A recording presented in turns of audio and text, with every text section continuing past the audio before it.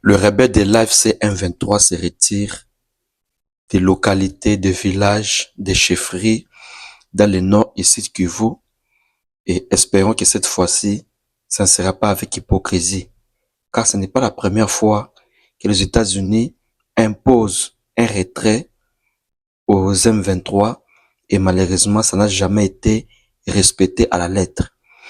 Je voulais suivre ce qu'a dit la journaliste de France 24 et on va se retrouver après pour quelques commentaires.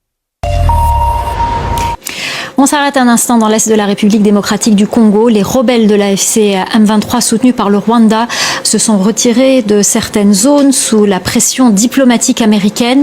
L'armée congolaise est intervenue pour en reprendre le contrôle. Il s'agit du plus important changement sur le terrain depuis des mois.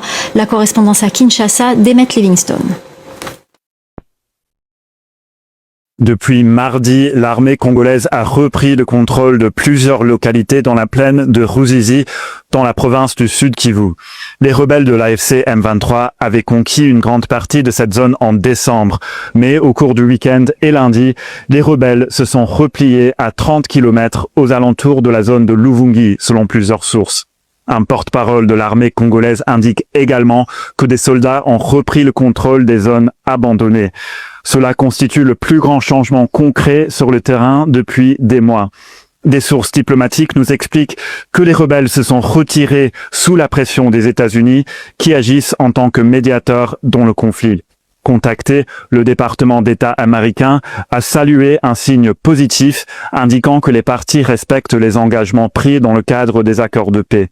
Alors que les rebelles se sont retirés au sud Kivu, les violences se poursuivent ailleurs. Ce week-end, une frappe de drone a touché la ville de Mushaki dans la province du Nord Kivu, blessant des dizaines de personnes avec un bilan non confirmé. Le M23 a accusé le gouvernement congolais d'être à l'origine de cette frappe, mais ce dernier n'en a pas revendiqué la responsabilité. Et depuis cette reprise de contrôle par l'armée congolaise, la population commence à revenir, même si certains hésitent encore. Écoutez le coordinateur de la nouvelle société civile congolaise du territoire d'Ouvira. Aujourd'hui, après seulement l'arrivée de la force royale et la présence des autorités aujourd'hui, a fait que la cité soit mobilisée et il y a maintenant des milliers encore qui sont revenus. D'où notre plaidoyer auprès du gouvernement congolais et auprès des partenaires de venir en aide la population qui n'est pas stable jusqu'à maintenant parce que certains ont été pillés leurs biens et il y a des maisons qui ont été détruites.